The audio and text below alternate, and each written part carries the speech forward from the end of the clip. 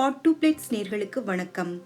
இன்னைக்கு பலாக்காயை பயன்படுத்தி சுவையான பிரியாணி செஞ்சு காமிக்க போறேன். இது எப்படி செய்யறதுன்னு பார்க்கறதுக்கு முன்னால நம்மளோட சேனலை சப்ஸ்கிரைப் பண்ணாதவங்க சப்ஸ்கிரைப் பண்ணிக்கோங்க. உடனடி பதிவுகளை பெற பக்கத்தில் இருக்கிற பெல் ஐக்கானையும் கிளிக் பண்ணிக்கோங்க.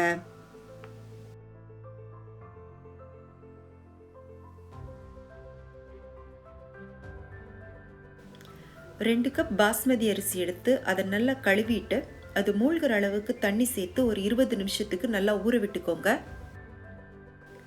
நான் இன்னைக்கு எடுத்திருக்கிற பலாக்காயோட அளவு 400 கிராம். பலாக்காயோட தோலை எல்லாம் நீக்கிட்டு அதை துண்டுகள் போடுறதுக்கு முன்னால உங்களோட கைகளையும் கத்தியிலையும் நல்லா எண்ணெய் தடவிக்கோங்க. முதல்ல பலாக்காய் சுத்தி இருக்கிற தோல் பகுதியை நீக்கிடுங்க. அடுத்ததா பலாக்காயோட நடுவுல இருக்கிற தண்டு பகுதி நமக்கு தேவையில்லை, அதனால அதையும் நீக்கிட்டு சின்ன சின்ன துண்டுகளாக்கி தண்ணியில போட்டு வச்சுக்கோங்க.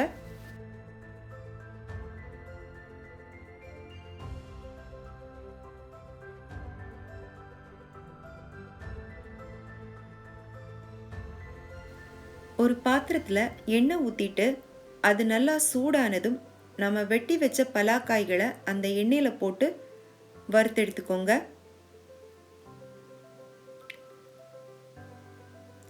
பலாக்காய் ஒரு 3/4 பாகம் வேகிற அளவுக்கு வறுத்தெடுத்துக்கோங்க. பலாக்காய்கள் நல்லா வெந்ததும் அதை வேறொரு பாத்திரத்துக்கு மாத்திக்கோங்க. வறுத்தெடுத்த இந்த பலாக்காய்கள் கூட 1 டீஸ்பூன் அளவுக்கு மிளகாய்த்தூள், 1/2 கப் கட்டியான தயிர், பலாக்காய்க்கு தேவையான அளவுக்கு மட்டும் உப்பு சேர்த்து இதை நல்லா கலந்து ஒரு 20 நிமிஷத்துக்கு ஊற விட்டுக்கோங்க.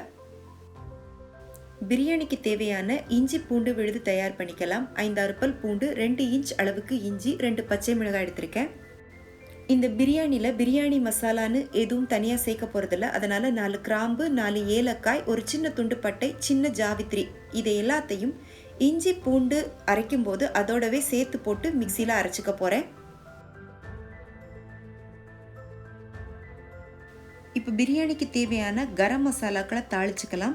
நான் பலாக்காய் வறுத்த அதே எண்ணெயை பயன்படுத்தியிருக்கேன். உங்களுக்கு வேணும்னா இதுலேருந்து கொஞ்சம் எண்ணெய் எடுத்துட்டு அதுக்கு பதிலாக 2 டேபிள் ஸ்பூன் நெய் கூட சேர்த்துக்கலாம். 3 கிராம்பு, 4 ஏலக்காய், ஒரு சின்ன துண்டு பட்டை, 1/2 டீஸ்பூன் சோம்பு, ஒரு சின்ன ஜாவித்ரி, ஒரு நட்சத்திர சோம்பு, 1 டீஸ்பூன் கருஞ்சீரகம், ஒரு பிரிஞ்சி இலை, இது எல்லாத்தையும் நல்லா எண்ணெய் சூடானதும் அதில் போட்டுக்கோங்க. இதோடவே நடுத்தர அளவுகளில் உள்ள 4 பெரிய வெங்காயத்தையும் வெட்டி போட்டு வதக்கிக்கோங்க.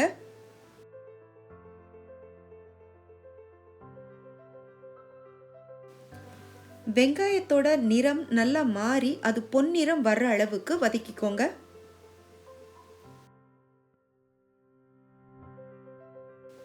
வெங்காயம் நல்லா வதங்கினதுக்கு அப்புறமா நம்ம அரைச்சி வச்ச இஞ்சி பூண்டு விழுத இதோட சேர்த்து நல்லா பச்சை வாசனை போகிற அளவுக்கு வதக்கிக்கோங்க. இஞ்சி பூண்டு நல்லா வதங்கினதும் அதில் 3 பச்சை மிளகாய்களையும் கீறி போட்டு வதக்கிக்கோங்க.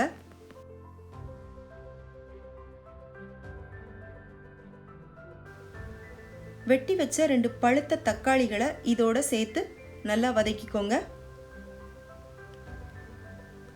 தக்காளி நல்லா மசிஞ்சு வெந்து வரணும், அந்த அளவுக்கு வதக்கிக்கோங்க. இதுக்கு தேவையான அளவுக்கு உப்பு சேர்த்துக்கோங்க. தக்காளி நல்லா வதங்கினதும் இதில் 1 டீஸ்பூன் மிளகாய்த்தூள், 1/4 டீஸ்பூன் மஞ்சள் தூள் இது சேர்த்து நல்லா வதக்கிக்கோங்க. நம்ம பலாக்காயில் ஏற்கனவே மிளகாய்த்தூள் சேர்த்ததுனால காரம் கம்மியாக போட்டுக்கோங்க. இப்போ ஊற வச்ச பலாக்காயை இதோட சேர்த்து வதக்கிக்கோங்க. நல்லா வதக்கிட்டு ஒரு 5 நிமிஷத்துக்கு அதை அப்படியே விட்டுருங்க. அதிலிருந்து கொஞ்சம் எண்ணெய் பிரிஞ்சு வர ஆரம்பிக்கும். இந்த ஸ்டேஜில் நீங்கள் புதினாவும் மல்லி இலையும் சேர்த்துக்கோங்க.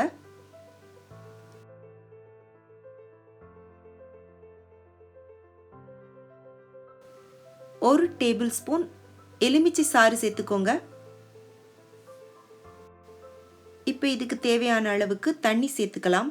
அரிசியை 20 நிமிஷம் ஊற வச்சதுனால 1 கப் அரிசிக்கு 1 கப் தண்ணிங்கிற விகிதத்தில் 2 கப் அரிசிக்கு 2 கப் தண்ணி சேர்த்துருக்கேன். இப்போ இது நல்லா கொதிக்கிற வரை வெயிட் பண்ணுங்க. தண்ணி நல்லா கொதிச்சதுக்கு அப்புறமா இதில் ஊற வச்ச அரிசியை போட்டுக்கோங்க.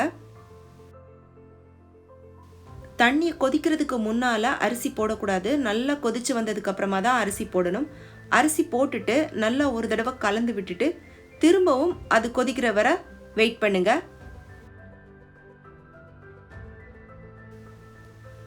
இப்போ ஒரு கொதி வர ஆரம்பிச்சதும் அதுக்கு மேலே ஒரு அலுமினியம் ஃபாயில் போட்டுக்கோங்க.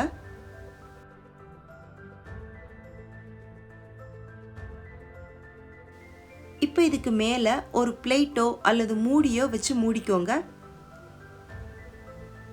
இதுக்கு மேலே ஒரு பாத்திரத்தில் தண்ணி வச்சுக்கோங்க. இப்போ அடுப்பை சிம்மில் வச்சு ஒரு 10 நிமிஷத்துக்கு அப்படியே வச்சுக்கோங்க. 10 நிமிஷத்துக்கு அப்புறமா அடுப்பை அணைச்சிட்டு அதை ஓப்பன் பண்ணாமல் அப்படியே 10 நிமிஷம் விட்டுருங்க. இப்போ 20 நிமிஷம் ஆயிடுச்சு. 20 நிமிஷத்துக்கு அப்புறமா ஓப்பன் பண்ணியிருக்கேன். இப்போ இதில் ஒரு 2 டீஸ்பூன் அளவுக்கு மேலே நெய் போட்டுக்கோங்க. நெய் போட்டுட்டு நல்லா கலந்து விட்டுக்கோங்க. நல்லா உதிரி உதிரியான சுவையான பலாக்காய் பிரியாணி தயாராகிடுச்சு. இதை பலாக்காய் பிரியாணின்னு சொன்னீங்கன்னா யாருமே நம்பவே மாட்டாங்க. அந்த அளவுக்கு சுவையாக இருக்கும். சுவையான இந்த பலாக்காய் பிரியாணியை நீங்களும் உங்கள் வீட்டில் செஞ்சு பாருங்கள். செஞ்சு பார்த்துட்டு எப்படி இருந்துச்சுன்னு உங்களோட கருத்துக்களை எனக்கு சொல்லுங்கள். மறக்காமல் உங்கள் ஃப்ரெண்ட்ஸுக்கும் ஷேர் பண்ணுங்கள், லைக் பண்ணுங்கள், சேனலுக்கு சப்ஸ்கிரைப் பண்ணுங்கள். நன்றி, வணக்கம்.